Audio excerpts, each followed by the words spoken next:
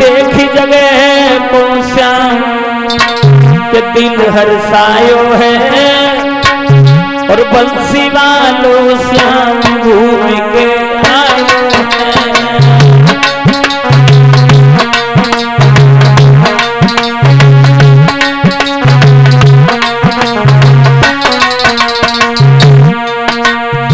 भगवान कन्हैया जब यमुना मैया के किनारे पहुंच गए हैं माताओं बहनों, तो भगवान मुरली मनोहर ने क्या देखा है? बड़ी सुंदर सी जगह है जहां सुंदर सुंदर फुलवारी हैं।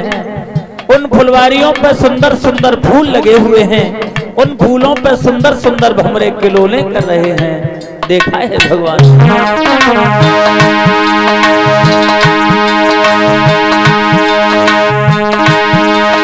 जहां पक्षी खड़े अति सुंदर आई महक फूल के अंदर।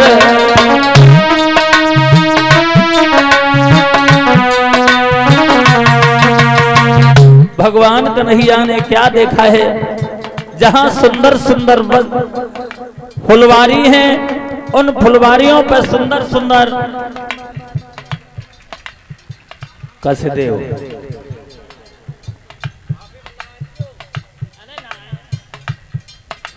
भगवान मुरली मनोहर ने क्या देखा है भक्तजनों?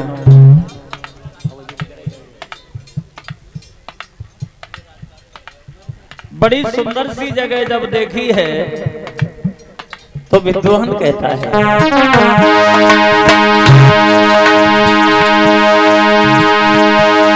जहां वृक्ष कड़े अति सुंदर आई महक फूल के अंदर।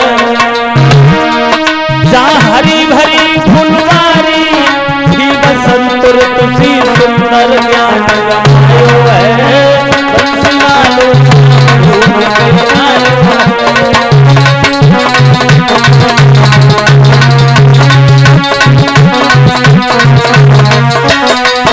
अरे बंसी वालो घूम के आयो है।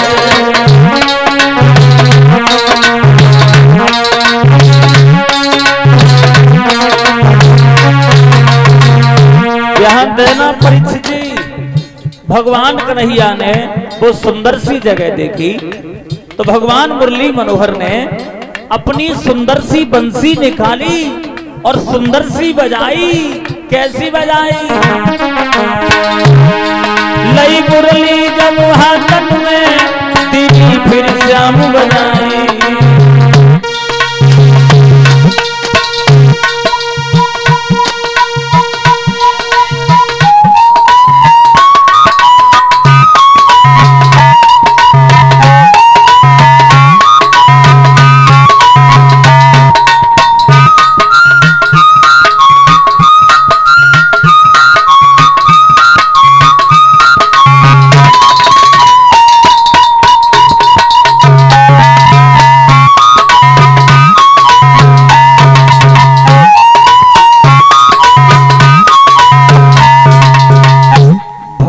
कन्हैया ने वो सुंदर सी जगह देखी, सुंदर सी बंसी निकाली और सुंदर सी बजाई।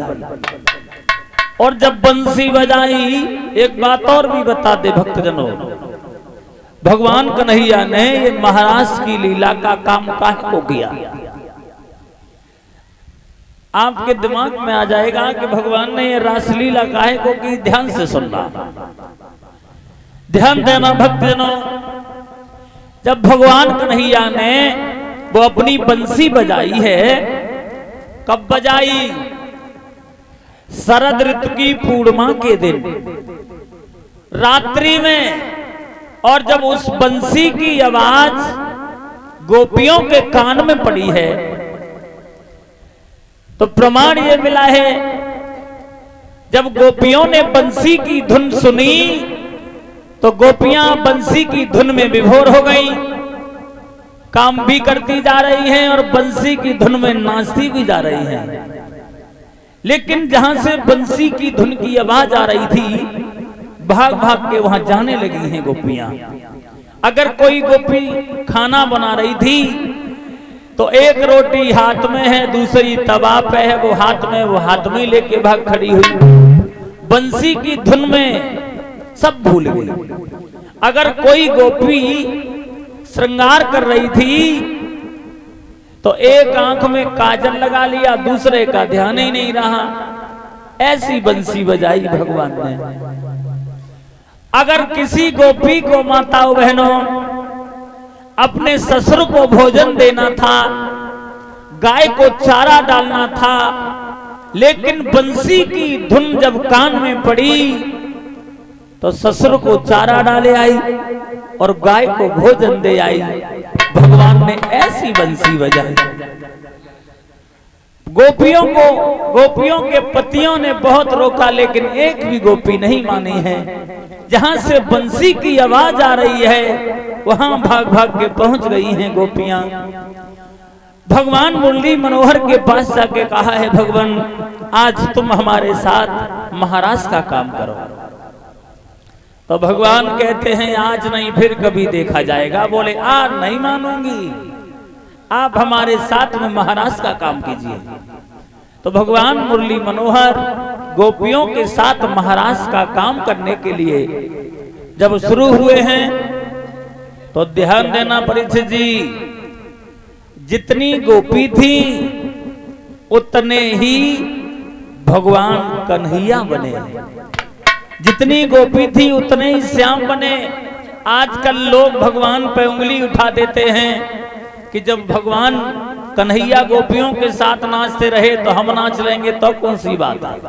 नहीं, अगर तुम उनकी बराबरी करना चाहते हो तो जितनी गोपी थी उतने ही श्याम बने। किसी गोपी को यह आभास नहीं हो रहा है कि कन्हैया हमारे अलावा किसी और के भी पास हैं। क्या हमारी तुम्हारी औकात है कि दूसरा रूप भी बना सके? दूसरी बात, भगवान कन्हैया ने तो बहुत कष्ट उठाए, बड़े बड़े राक्षसों को आबद किया। क्या हम ऐसा कर सकते हैं? भगवान की बराबरी करने का कभी सोचना भी नहीं चाहिए और कर भी नहीं सकते हैं, ये हमारी गलती है भक्तजनों। इधर भगवान कन्हैया महाराज का काम करने के लिए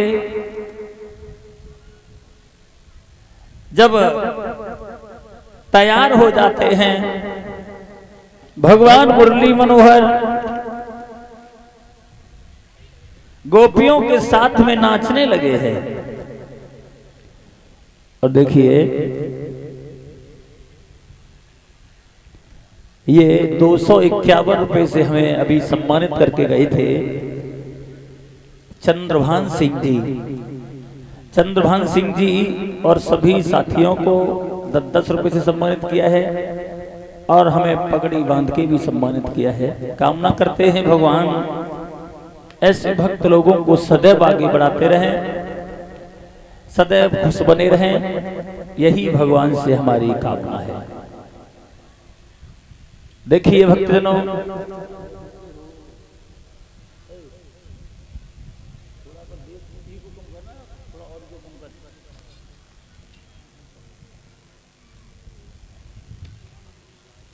देखिए गोपियां भगवान कन्हैया के साथ में नाचने लगी हैं।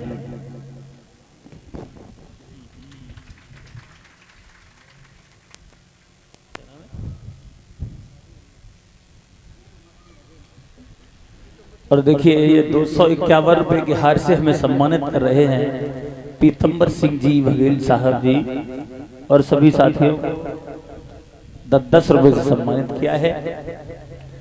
कामना करते हैं भगवान इनकी मनोकामनाएं सदैव पूर्ण करता रहे।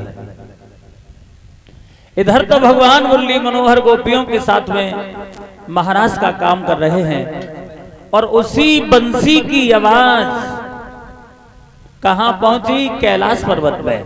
और जब कैलाश पर्वत पे आवाज पहुंची है तो रात्रि के समय में पार्वती जी उठ के चली। और जब पार्वती उठ के चली हैं तो शंकर जी कहने लगे क्यों, कहां जा रही हो, और वो भी रात में। तो पार्वती बोली प्रभु भगवान कन्हैया गोपियों के साथ महाराज का काम कर रहे हैं, मैं वो रासलीला देखने वृंदावन में जा रही हूँ। वृंदावन? बोले हाँ। शंकर जी बोले तो हम भी चलेंगे। पार्वती बोली वहां केवल स्त्रियां जाएंगी, पुरुषों का कोई काम नहीं है। शंकर जी बोले देवी हम तो जरूर जाएंगे। पार्वती बोली अगर नहीं मानोगे तो हम भी नहीं जाएंगी। शंकर जी बोले तुम जाओ या नहीं जाओ हम तो जरूर जाएंगे। पार्वती कहने लगी भगवान शंकर से बोली है वहां केवल स्त्रियां जाएंगी, कितनी बार समझाएं। भगवान शंकर कहते हैं देवी वहां स्त्रियां जाएंगी? बोले हाँ। पुरुष नहीं जाएंगे? बोले ना।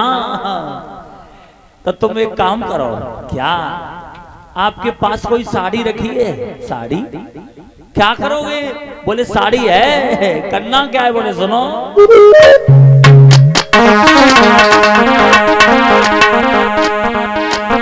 बोले बोले गौरा से एक दिन यूं बोला प्यारी हम भी जमाना बने।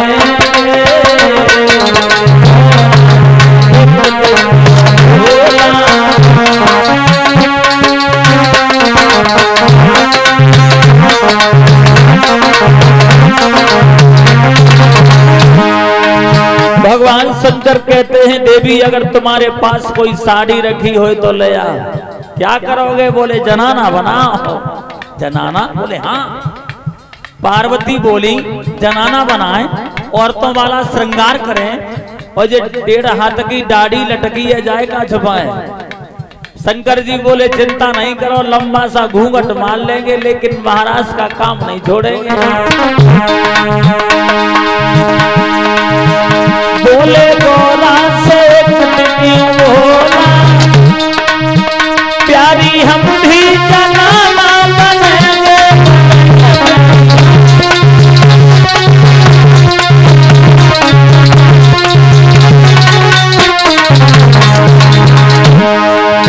प्यारी हम भी जनाना बनेंगे। क्यों? वृंदावन की सुहानी गलन में, वृंदावन की सुहानी गलन में देखने रास हम भी चलेंगे। सुहानी गलन में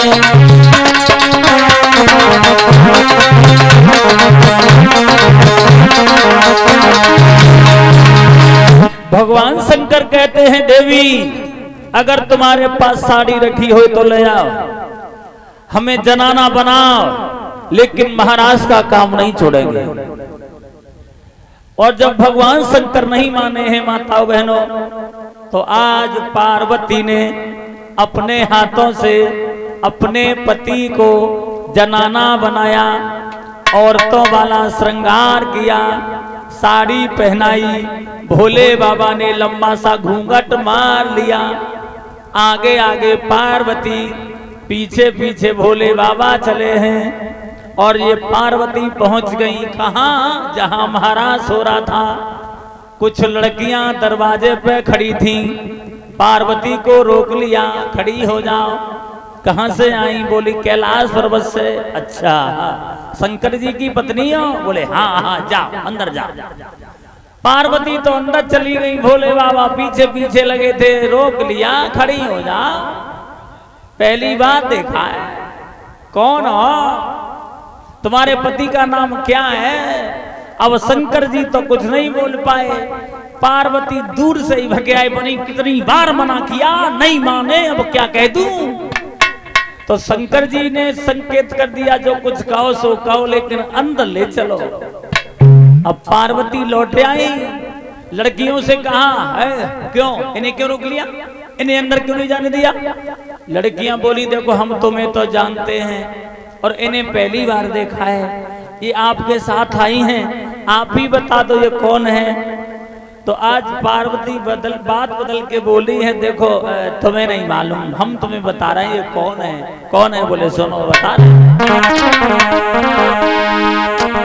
अरे ये है गणपति की, जो हमारे पुत्र गणेश है ना। हाँ अरे ये है गणपति की बहुरिया मानोरी कही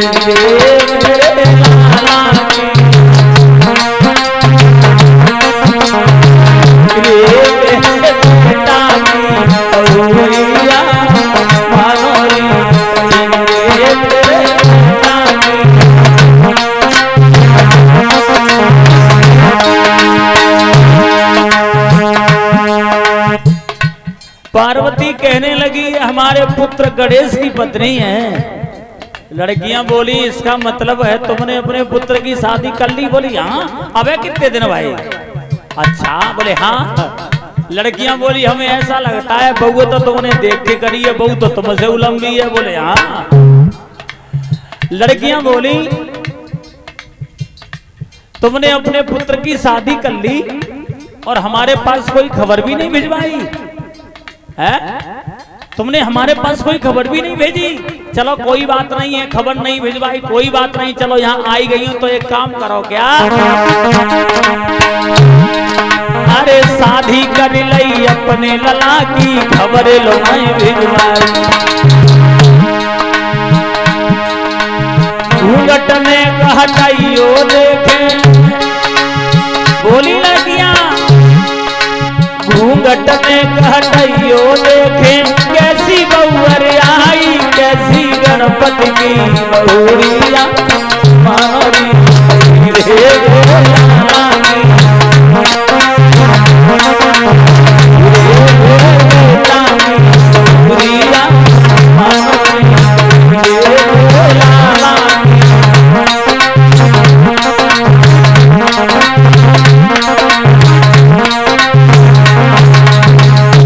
लड़कियां कहने लगी तुमने अपने पुत्र की शादी कर ली और हमें कोई खबर भी नहीं भेजी। कोई बात नहीं है, चलो एक काम करो यहाँ आई गई हो तो थोड़ा घूंघट हटा, हम भी तो देखें तुम्हारे पुत्र की पत्नी कैसी है। अब पार्वती शंकर जी पे फिर भगे पड़ी, अब क्या कह दे। अब शंकर जी ने दूर से संकेत किया जो कुछ कहो सो कहो लेकर अंदर ले चलो। अब पार्वती बात बदल के बोली देखो लड़कियों अब हम तुम्हारे यहाँ आ गए तो चेहरा देखने की बात करने लगी। नहीं बहू का चेहरा ऐसे नहीं देखा जाता है।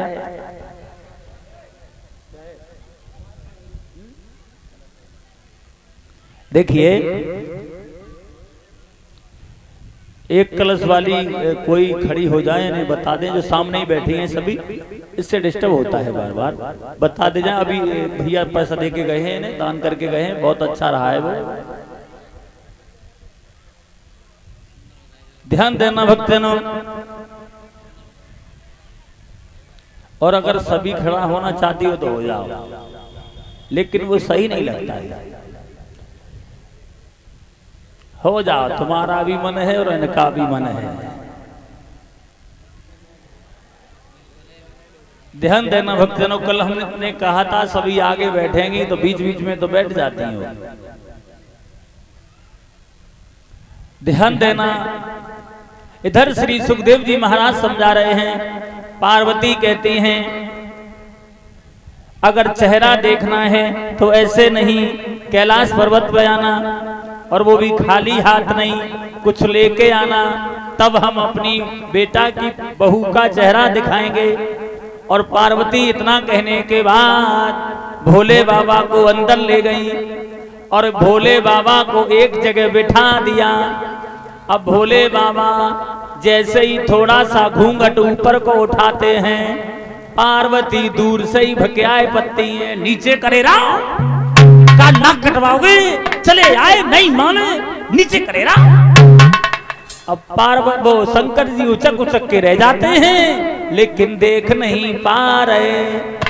एक नजर जब शंकर जी की कन्हैया के ऊपर पड़ी और जब कन्हैया को नाचता हुआ देखा तो शंकर जी सोचने लगे बारे कनुआ तुम्हें तो बड़े गुण भरे। सोचा है भगवान शंकर ने,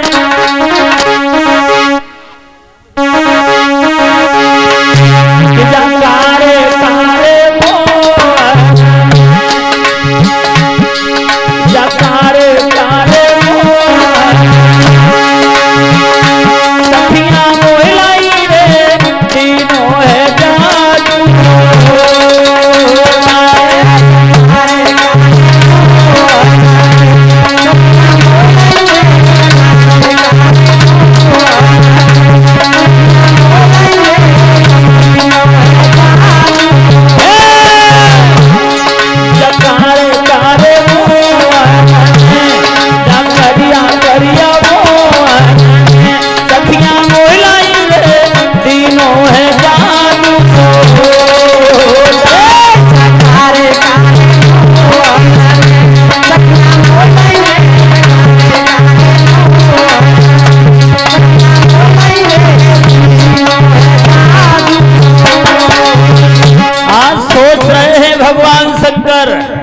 बारे कनुआ तो में तो बड़े गुण भरे। गोपियां अपने पतियों को छोड़ छोड़ के तेरे साथ नाच रही हैं। सोच रहे हैं भगवान भूतनाथ, अरे तीनों जादू दारू नार घर द्वार भूल गई, पति अपने को छोड़ कृष्ण के संग नाच रही है। जगी बज रही सुमर बसुरिया, सखियन फेरी देवी बजाए रहो कैसी सुमर मुरलिया। करिया करिया मोहन कारो कारो मोहन, सखियां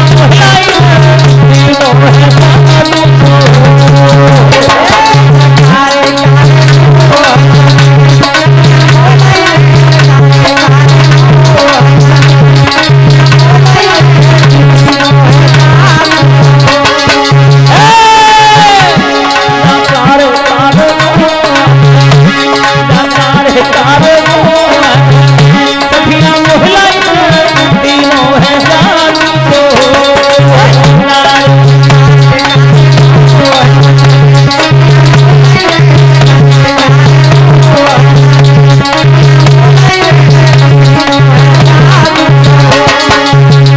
आज सोच रहे हैं शंकर जी बारे कनुआ, लेकिन रुका भगवान शंकर से भी नहीं गया।